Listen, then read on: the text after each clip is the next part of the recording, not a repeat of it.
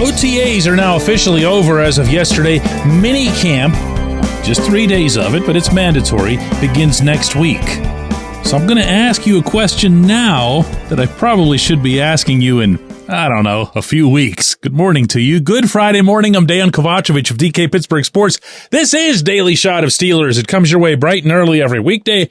If you're into hockey and or baseball, I also offer daily shots of Penguins and Pirates in the same place that you found this.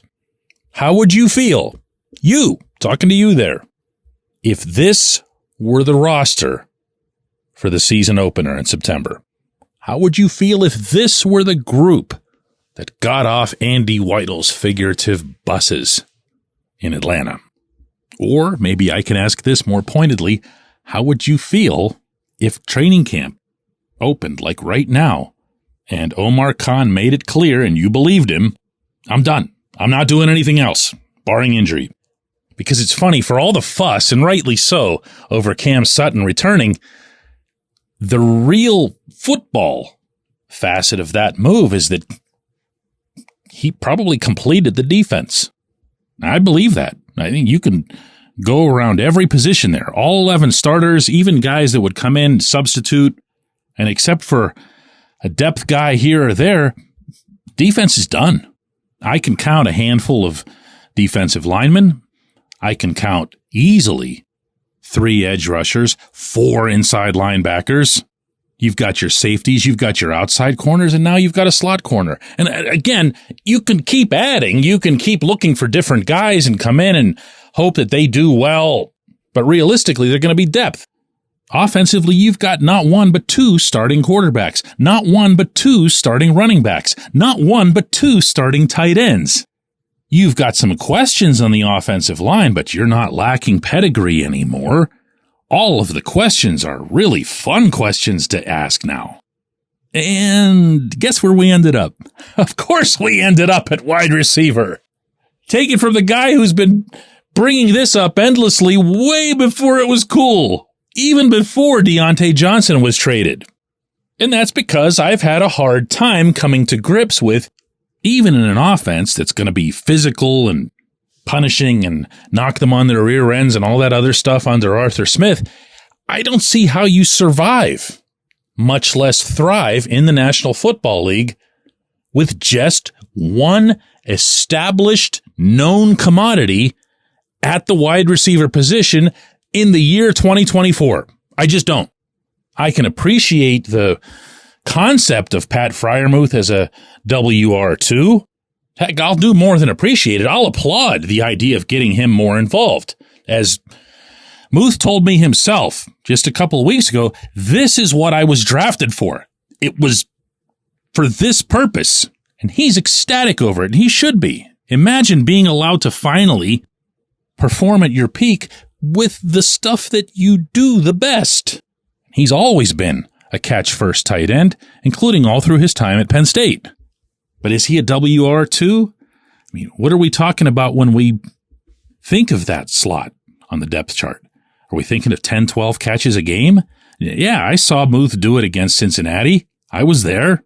I also saw the Bengals hilariously part the Red Sea to allow that to happen, and the Steelers openly making fun of it afterward. And then I saw, whenever the same 2 teams met again in a couple weeks, that it wasn't the same story because somebody at the Bengals replaced the collective brain that had been lobotomized.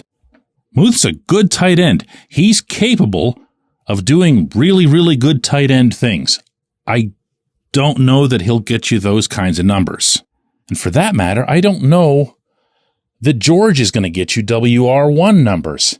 And, you know, somebody sent me something the other day about how I'm always disrespecting George or doubting him because of his intangibles or off the field stuff. And I don't even think like that.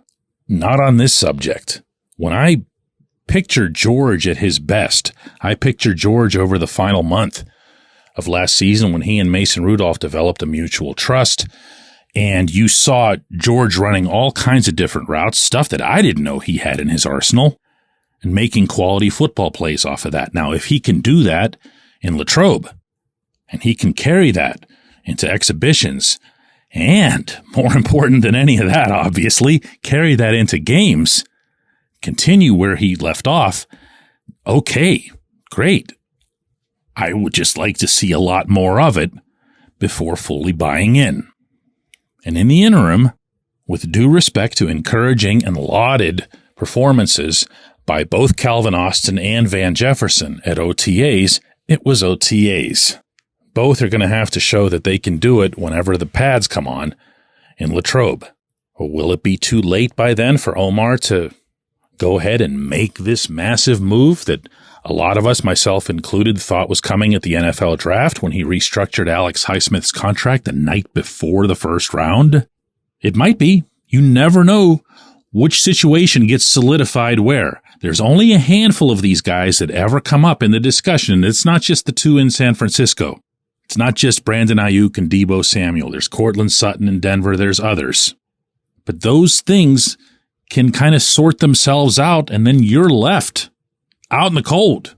At which point, the next time you're facing reporters, presuming you're Omar, you're standing there saying, no, we didn't want any of these guys. We're perfectly satisfied with who we have here. And nobody's really going to believe it, even if there's a slice of truth in it. Here's how I feel.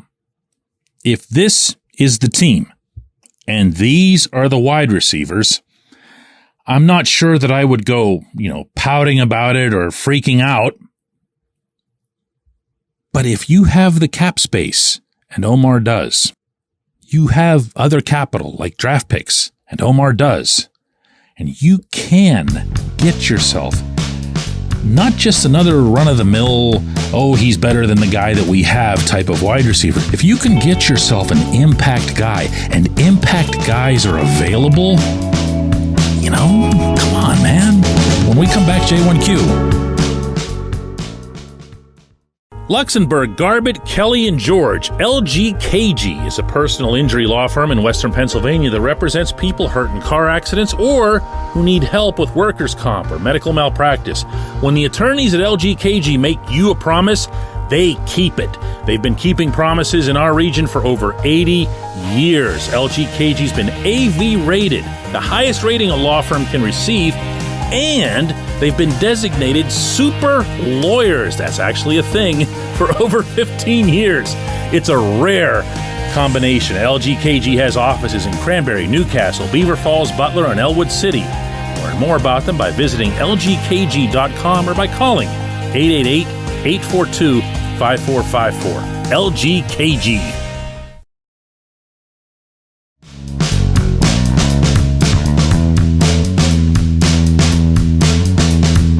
Today's J1Q comes from Stanton, who says, DK, is it biased/unrealistic to expect this defense to be top 3 in the NFL? I personally find no reason why this shouldn't be a top 3 group, but I could be biased. What are your thoughts? Well, all of us can be biased, Stanton. My just being around them and hearing them talk and interacting with them, I can be biased, even if I try really, really hard not to be. But the answer that I have for you to your specific question, can the Steelers be a top 3 defense in 2024? The answer is one word, Minka. Well, no, actually, hang on. It's 2 words, Minka Ball. He said that himself this week. I'd never heard that come out of his mouth before. Minka Ball is what he wants to get back to playing. And I'll tell you what that means.